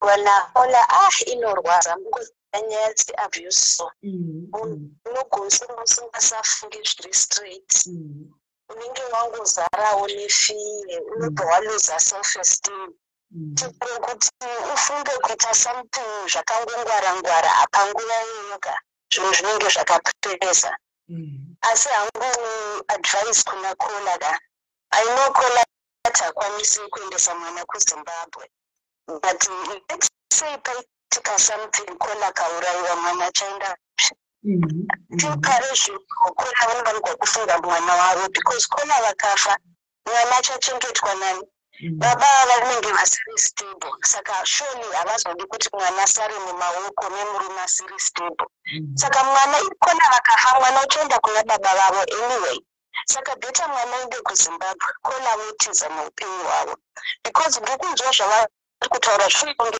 excuses excuses but I think munhu ari kungotya she's scared to do anything asi dai vatotama kwavanogara kuti vava nepeace of mind then voconcentrate nyaya depression and anxiety votanga kuhila slowly vachigara samwe kwokuti murume uyu azivi kwavari because ivo havazivi kunogara murume uyu asi murume uyu anoziva pavanogara saka if I was here chero kurara usiku ndinichitotya kana kurara usiku because munhu yachaita sei pisira muda kana kutongovauraya you find ways of ending your life if you can't get what you want murume haasi kupenga munhu ari manipulative munhu ari kuda kucontrola he wants to be in charge, he wants the power saka iye as long as vari papo vari kupa murume uyu power to do what he wants chavari kufunga kuti vaite is for her to claim back her own power and run those solution yavo. She needs to claim the power because ari kutaridzira masimba ake because no one can do anything to him. Ari in control of the situation right now. Kona anenge achingotera kamanya kuenda kumapurisa akaita so achingotera murume ndiye ane power yese. Strip him off that power and disappear. That's it. Disappear. Asisina power, asisina kana anything. And then uchitaura nemwana zvakanaka naka just have a conversation nemwana ngasataura zvakashata baba vemwana ongotaura in a nice way kuti I need to go and start afresh. In a nice way wobva voenda nemwana kuti mwana asazopa baba address. Ndokunge kana zvakuramba nemwana wacho South Africa. Let's say you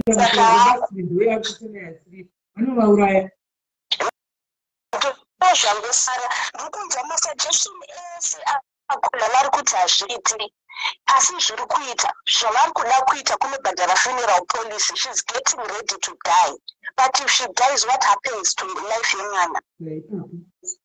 What happens to life? Vari ready kufa vatoda funeral policy. Right now funeral policy is not important. What's important is my life and the life of my son. Saka I understand nyaya dzeabuse have been there as well. Ndondova mussituation yekuti I could not live nenguva yacho but nguva payakasvika ndakatota mwana wangu ndikadisappear to a place kwekuti handozikani kuti ndikupi. And then I started recovering slowly. Munhu akanditsvaga kandishaya. She needs to do that. Zvimwe zvose zvokuti ndakashedzwa nehama kuti ndiwe kuno hama dzichange dziripo kana wakuraiwa. mabvisa mari madhairi dzeshe mativaitenga nyama vagoita busy nekuendesa ichi tuna kuZimbabwe wafa hazvina masa. You can go somewhere hama dzakunotaura nadzo pafoni go and live your life zvakanaka peacefully, recover from depression and anxiety and be yourself and meet someone in the future. Just run away from this man is toxic. Right. Thank you very much, Kola. Thank you. Very valid points. Thank you, my sister. Once we are Stephen, hands ndakanga ndiri mtishini yakafana neyako. Kwanzi ndasakwanisa kutiza. Musi wandakazvidza kuti ndakuda kutiza. Ndakatira mwana wangu ndikaenda kunzvimbo ngasingasikamunde kupi. Zvokuti munhu akanditsvaga akandishaya. Kana wazotenda kuti unonyatsotisa cheko unotiza ukashayika. My Stephen, ndochokwadi. Unotiza ukarova pasi ukashayika zvachose. Akasara because iko zvino don't take this what is happening lightly, my Stefan. Pane makezi vanhu vakawanda vakaurayiwa izvozvo zviri kuitika izvi zvokuti anotokustoka munhu yendofa andombowanisira kana usiku owanida kuti aone kuti mba munani andoona unani anokuuraya uchi munhu anosiya kutungidza akatiza akarova pasi anosiya kutungidza akatiza because obsession yacho nanyewe yakawandisa. Rega ndiona kuti panyaya yemwana pachona ndoita sei ndotaura nemunhu anogara kubasa manje azodliwi neyo pitbull. Ndokutaura kuti nyaya yemwana ndoiona kuti ndoita sei inini handotongosipichaiza ndonogara kubasa. Ndikatimbonzwa hanzvadzi varapa hanzvadzi hello. Maswera seko SIS MELLY. Ndaswera maswera sei hanzvadzi yangu. Right. Ndanzwa nyaya yaMaStephen. Ya inopfisa zvikuru. Asi chinhu chandaona chiripo problem iripo ndeyekuti MaStephen havasati vameka decision. Pavanomeka decision vanotanga kushanda towards that decision. yaBaStephen vari kuramba vachiwana power over MaStephen nenyaya yekuti masolutions ese sofa apirwa MaStephen vari kumaramba. Saka vari kuzivisa ivo pasituation yekuti izvi hazviiti. Chavangaita izvezvi MaStephen handitika kwavanogara past move to any other place handitika vaenda ikoko yaBaStephen ndiri kunzwa kuti vanosvika anytime yavada, which means vane that freedom handiti. Ndanzwa mambotaura yepeace order vakati peace order hazvichaite kuti vanhu vatore. Saka MaStephen kana vachida kubatsirika ngavaite sure peace order inotorwa nemapurisa. Mapurisa ndokwa inobvumwa kana kuramba handitika kuti mapurisa anozotadza kukontrola kana kugona kukontrola yaBaStephen haisi answer mumaoko aMaStephen handiti. Saka ivo vari kuzvipa situation yekuti zvinhu zvese vari kuzviomesa. Zvefuneral policy vari kufunga haisiyo nyaya yekuzvifunga. Ndanzwa vamwe kola mbotaura yekuti nyaya yaMaStephen vafunge nezvemwana wavo right now. MaStephen kwavari she can move from that place anytime achiita ipapo. Ndochinhu chekutanga wobva ipapo zvisingazivikanwi naBaStephen handiti. Ivo MaStephen ngavasanyanye kuva defensive handiti. Izvezvi yaBaStephen vanotozviziva kuti vanogona kuramba vachiita zvavari kuita because MaStephen muzo conversation yese inewo zvese zviri kuitika vari ku. Taura ini vadonha ivo ndikuvanhenezvachiva. Oh, alright. Okay.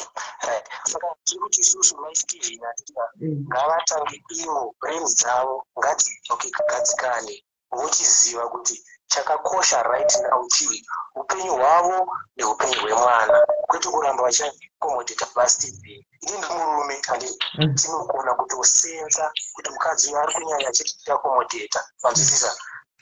MaStephen vakava very tough on yaBaStephen. Mapurisa ane power handiti. But ivo mukanzwa mapurisa chero vakaita sei 2 minutes vanenge vatotiza handiti. Saka yaBaStephen vandoziva chii brain dzaMaStephen. Saka MaStephen ngava serious vanyatsoziva kuti yaBaStephen havari psychotic vanogona kutozovauraya. Saka ivo ngava serious bichana kana pane kaserious kari kuleka naMaStephen atenda. Right. Thank you, hanzvadzi yangu. Thank you. Coming from a men's point of view, MaStephen, you need to be serious nenyaya. MaStephen, be serious. Varume chekutaura kuti unorwara, be serious. Chizviudza chiita serious utize. Rova pasi MaStephen. Alright. Andika, please isaite kuti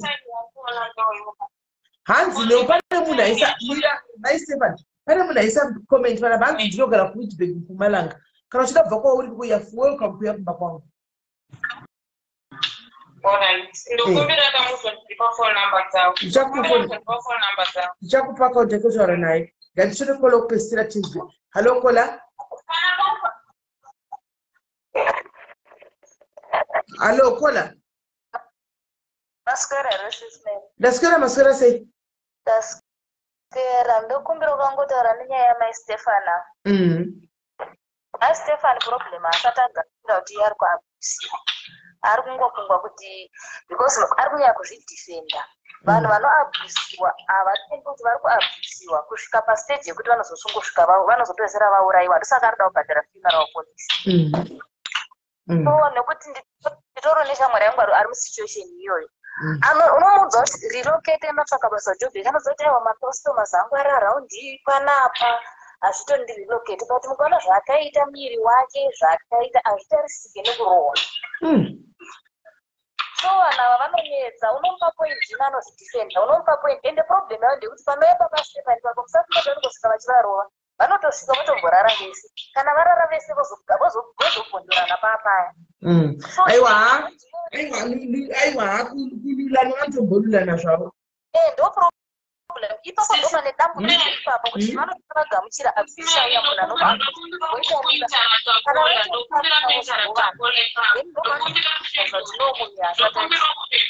Alright, kola kwanza ndambokupindurai. Hello. Ndokumbira kukupindura ipapo. Ndofunga kubvira pakaitika nyaya dzese idza yaBaStephen ndisingakomunicate navo. Nyaya yanonetsa inyaya yefoni nekuti ari kutuka vanhu kuFacebook.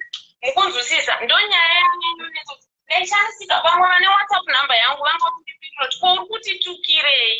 Ndonyaya yanonetsa kuti ndizosvika padiri nhasi panapa. Otherwise pesa apa pana nyangwa anouya ndisipo masikati ndiri kubasa ndopaanosvika oita zvaanoita dzimwe dzenguva anotosvika titogeza otonzwa mwana chitotora date vauya vakageza vakabuda vakaenda even panapa pane matozi anogara panapa ndogona kuvapa foni motaura nemusikana anogara panapa anokuudzai handina mufanira kudanzi yaBaStephen vanouya ndichirara navo nezvavakandiita ndikangofunga ishi yavakaita namuyaka handipenge kuti ndinotolareta munhu akadaro mukunzwisisa asi panga kuenda kunoroora dei vakaenda kunoroora apa waitozotolareta zvasi ndaizoti akafoda mari yacho nekunorora ndaizoti haiafoda akaiafoda hezvo wakatumira akanzwa weishandisa wrong channel chete dei akatumira dei akaenda kumusha akadei akatonorora izvo zvichitorwa makumbo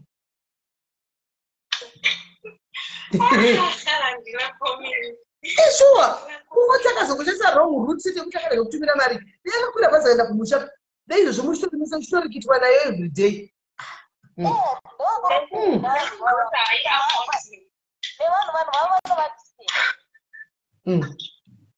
yapakaipa unoona dambudziko nderekuti each and every solution yaari kubatsirwa nayo nevanhu ane way yekuidefenda kuti chakati hachiti so ipapo panonetsa kuti ende anofanira kubuda muzoni yake ari kufunga kuti ari comfortable haasi comfortable ngaatobuda mazira akangana musasa otiita kumusha anotangira ipapo kana ada kuya job ikope kuti anotangira ipapo nekuti zvokuti kwazibasa kune pitbull yetozvibvisa pitbull iri dangerous then rinopinda kuda uri iwewe nemwana wako kuenda chako chakubuda usina kana chikusiya zvese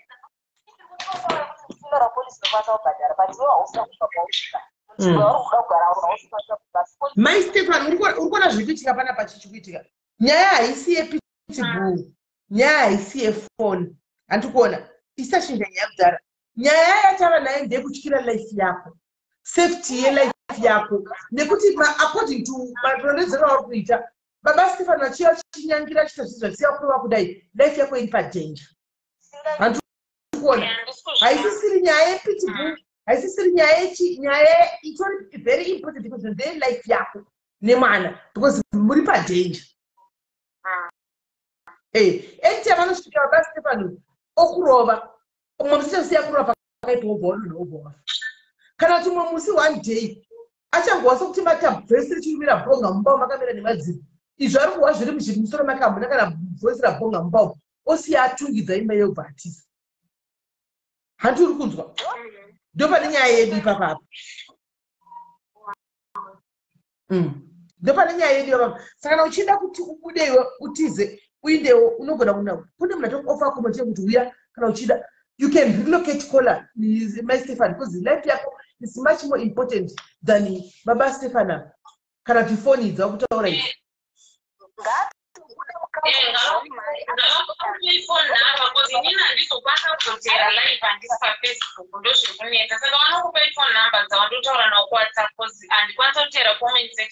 ndisati akutorwa foni yacho saka ndichati andipe nhamba then ndokukanira kuWhatsApp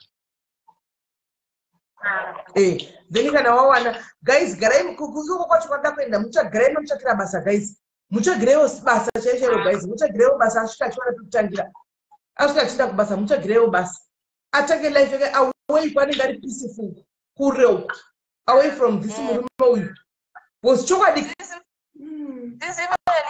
azorega sister yangu yakazviitwa vanhu vakamutsvakira basa kucape town vachiti vari kumudzikisa kumurume asvika kucape town first thing yakaita kusovhura Facebook account amaposta picture achiti nice life in Cape Town. Isu vanhu vachizama kuti munhu aite away from his husband akabva toodikota Cape Town ndobva atozviisa paFacebook kuti ari kuCape Town. So zvinoda kuti yaBaStephen vagare pasi vazodzoti yaBaStephen inenge tasainana naye chandine zvako ndaenda vose vakandazvitobvura woenda nekuti kana ivo vasina kuzvipira unogona kuzvekesa munhu mangwana motozonyara kuti makona hatitizoora vari kusime vanachoti vachitotizvo vachitotaura kuti chero mukati dikidi hamutikonanisi tikatozonyara chero mukaita sei hatiitakasiyana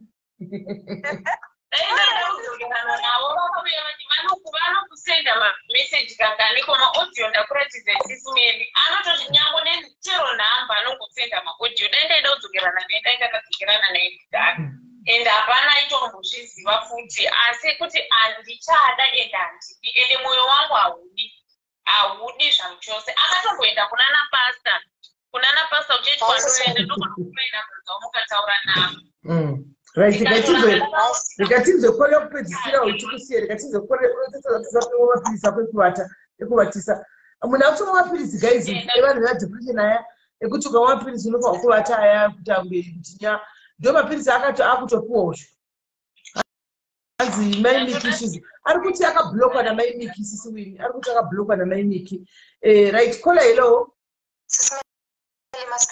ndaswera maswera sei ndaswera zvangu ena nguchitanga ndongo zvangu kuna mai Stephen at the end of the day what matters the most is upenyu wavo neupenyu hwemwana wavo everything else is immaterial in as much as kuchinja mwana chikuru kuchinetsa in as much as kuva pamba pavari kuchinetsa in as much as anything and everything else can be an excuse to her but I feel like if she really wants she can speak to her bosses and tell her, but this is what's happening and I really, really need help. I'm sure they can do something. Even you put people here, they can find someone to put the people. Explain this is what I'm going through. There's always something that can be done about anything because at the end of the day, upenyu wake neupenyu hwemwana wake saka at the end of the day ivo kana vasikuda kuita a bold move yekuti you know what boss ndibatsirewo this is what's happening I've been through this nemurume we have been through this kana ivo vasiri kukwanisa kuita izvozvo I don't know how but I think it's very important for her to keep a point you know what I'm sick and tired of what's going on I'm sick and tired of what this man is putting me through so I'm going to speak to my boss and ask her to this is my only solution she can explain to the boss as well I've spoken to the police I've done this and I think he needs to really take that bold step and say boss people they can always do anything with the people so I'm watching people right thank you very much Paul thank you but yaBaStephen you see with all this mazana akupiwa akungodzokera kusame mazana iwayo arikutangwa nemunhu wese ndo mazana akungopiwa yaBaStephen it's a item you need to be serious now unokuvara mfana kufa chaiko unokuvara ndikandipiwe namba dzekuwitbank ndikandipiwe namba kuturwe namba dzewekuwitbank because zvakafanana ndikada kuti ndinogara kubasa ndochinja mwana chikoro anenge arikori pasame school transport chingomutora chimuendesa pasame school handiti asi kana zvichitoti kune chikoro chiri around Cape Town chandokwanisa kuchinja mwana ndichimutsvagira nzvimbo ndisina pepa ndogona kumukuchinja ndotaura nemurungu wachona ndogara kubasa kana ndichingonogara nemwana wacho ukoko kubasa it's also okay but panyaya yebepa handina bepa randinaro retindokwanisa kutransfera mwana zvodana ndine bepa ndakamutransfera kudhara atori kune chimwe chikoro but nyaya yebepa manje yekuti nditransferese mwana handina saka rikandipiwe phone number first tione and then guys muchizivawo zvikoro zvimwe zviri kure away from kwanogara tibatsirewo kuti awane chimwe nzvimbo hana kana bepa raanaro azvimbo manje pasina bepa tinganyeperani pasina bepa panonyepa kana pakawana andoziva panogara yaBaStephen vachiona ndoenda nepolisi ipapo kozi nyaya itori mapolice station vanotori nenyaya yacho zvakatonyorwa zvokuti kungonotaura vanotongoivhura mukombiyuta wotoona zvese kana paine anoziva paanogara ndoenda nemapurisa ipapo achindipa mapepa angu ndobvisa mwana kana ndoenda kuitbank kwachona it's also okay handina problem nazvo. Alright, saka ndichapiwa namba then ndokupa namba motaura toona kuti uri kuirana nazvo pati kudii. Meanwhile yaBaStephen ndichitongoposta iro picha riya kuti tione kuti pane angaziveri kwanogara kuti ati polisi kurudze kumubata then totangira futi ipapo asi chero akabatwa akangobvira abuda chito neukafa angobata ukabuda unofa. And even ndisingatombomire akangimba ikasechwa ndikamatui ndikapuwa mapepa angu ndoto handichatombomire ndotobva ndatongorova pasi usiku ihwohwo kana inguva indotorova pasi ndisingatombomire. Alright, Bawa, I need your help. Check your inbox. Bawa, kuti undibate fast ndibate WhatsApp. WhatsApp is much more faster than my messenger. My messenger ane vanhu vane macontroller andika admin. Ini ndiri WhatsApp. Saka dzimwe nguva munononoka kupindurwa kwake handisirini. Anomaona maadmin iyo namba yangu ndakupa Bawa iyo. Uyo anonzi Bawa Padmo ndakupa namba yangu isho. WhatsApp shandisa namba iyoyo. Atika, alright my CV rega ndikusiye umwe mapiritsi kuchibata ndokubata mangwana tichiona ndichakanda picha yaBaStephen tione kuti pana novaziva here handika uite action. I know kuti vakatarisa havasi vari mukombe section. Alright, sharp. Alright. Guys, abuse is real. This is a case of abuse. And yaBaStephen right now, such a school of abuse. Kwavari zvitori normal. And the fungo kutogona kupodzwa nemunhu ikoyo. Mufungo mamo haimo. Vari kufunga kuti ndinomuziva munhu ushu. Guys, malingi ari kukadwa nevana musangobayabaya malingi mazvua. Pane chakaitwa beautiful girls world kudicho. Musangobayabaya malingi amusingazivi. Unotorerwa mamandikireyi mapeji. I want to help financially. Alright, laina. Mira first tange tazoplan yake ndeipi. Mira teams because atizo kuti mangwana tizoona wabvisa mari tikubatsira ona hapana vanhu vaya kuti maLavington yaBaStephen. Ibo mira tange tanzwa kuti plan yake chicha yakamira sei. Then we start from there. Anmona. So, kuvariko vanhu vakawanda vari abusive marriages, guys. You are there in the comment section. Antika mangwana, let's meet again. Gore 2023 ari kutanga. If we don't tell you now, guys, I'm telling you guys, vamwe muchauraiwa, vamwe muchazodi. Muzoti America, tinotaura everyday nyaya dze-gender based violence. Anmona. But people, they don't take it seriously because they are in denial yokufunga kuti kwavari kurowa, it's a norm. It's a norm thing kurowa. Anmona. Kutukoza ando zvavari ava vanongotuka hazvina basa tojairei. Wow, ava here vanongondira mapapa ndatorwa ndatojaira vakasatondorova wow. It becomes a norm. Kana uri mumabusive relationships aya. But chinoitika manje kuti one day hanzi SIS MELLY makazvimba kumeso here. Handizivi. Amen kuti ndakazvimba kuti handina. Handizivi. Ndio kuti makazvimba maziso here nanchiti zvino kana kuri kumeso ina ndichaziviwo pamwe ndakazvimba mukufuta mbi. Hani mazviona. Saka guys, vanhu vari mumarelationship ari abusive makawanda hasiri yeega. Makawanda ndoziva. Zvandoziva zviri kuWhatsApp kwangu kuhobo. Makawanda vanhu vari abusive relationship marriages aya. Antoona vamwe vari machoka taura navo kavaona kutovhunduka kuti murume akadai anoabhusa mukadzi utovhunduka chaiko mai mwana unonzita muti ane murume uya utovhunduka mai mwana. Ivo vanhu vari masuti mahandsome mabeautiful men enyu aya handimaona maabusers mahombe. Umwe anenge akagarira iyo beautiful inenge iri kufesi kwomurume handsome iyoyo kuti inodliwa here handizivi. Asi munhu hanzi ati maziso oema kana ati kumeso kwemukazvimba here SIS MELLY anoti maziso ati kumeso kwemukazvimba here SIS MELLY. Ndikati inini dei wati maziso nanchiti because maziso ndagara ndine problem maziso nzuro ndakatobva kureview yemaziso anomaona. So mangwana tisangana zvakare muchiongo tadzoka pasi tadzoka manje futi hanzi ndambozviona kunge makazvimba asi maziso ndo andiri kuona maziso agara neproblem iyi. Mangwana tisangana zvakare andika ndataura kwekutanga sasha kwekutanga kwelive uzitera live uyazvinzwa kuti nyaya kufamba sei magamdeni kwekutanga kwelive tisangana mangwana tanepo maitadzoka futi mantika especially kana vavhura vezvikora vaenda aiwa tinenge taane time kana vezvikoro vavhura vadzokera kuzvikoro aiwa tinenge taane time manje Iko zvinoti mona nemasikura dzinombobuda mastationary womanyi wakadai so uchimbodai anoona but tadzoka tinenge tapa social media ndichika 2023 serious business guys musanyare vane maproblems avo bring them, let's discuss them andika by sharing your problem you are also helping a fellow sister ari musame situation yakafanana nenyu anoona kwanzi madhudhu enyu aya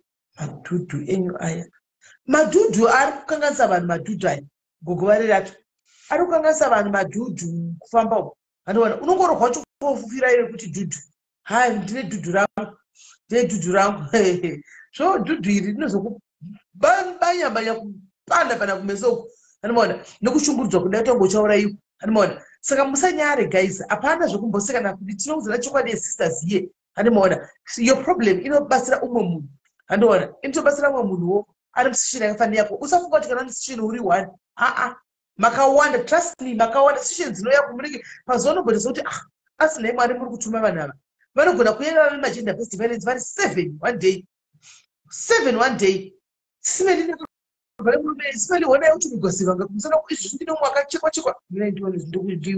ndione here muone wakachekwa unonzi unoti nai mwari kuvana muri kufirei kasi kana musati manyatso zvinzwisisa anzi welcome back thank you Ed kana musati manyatso zvinzwisisa amuzviwisisi kuti abuse vaende kutaridze muone mwari kokwatsa pangu muone kuti ichiri marriage here iyoyo titsopanda kutilita kufanira chikayambazorembeko ndombozotilita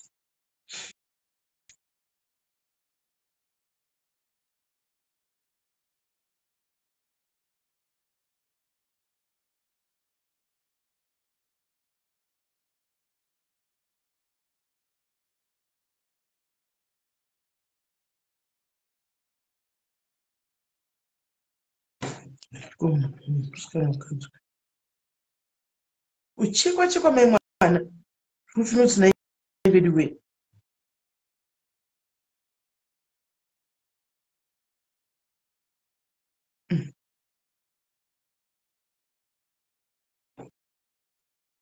ndimukona uchekwa kudai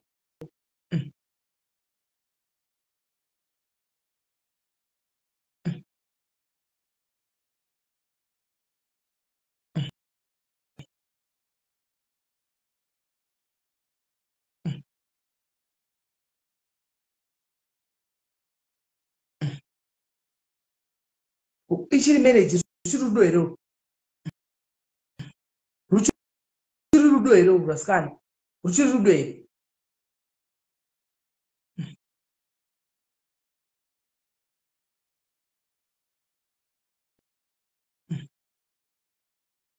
kuparadzwa kwako guys kuparadzwa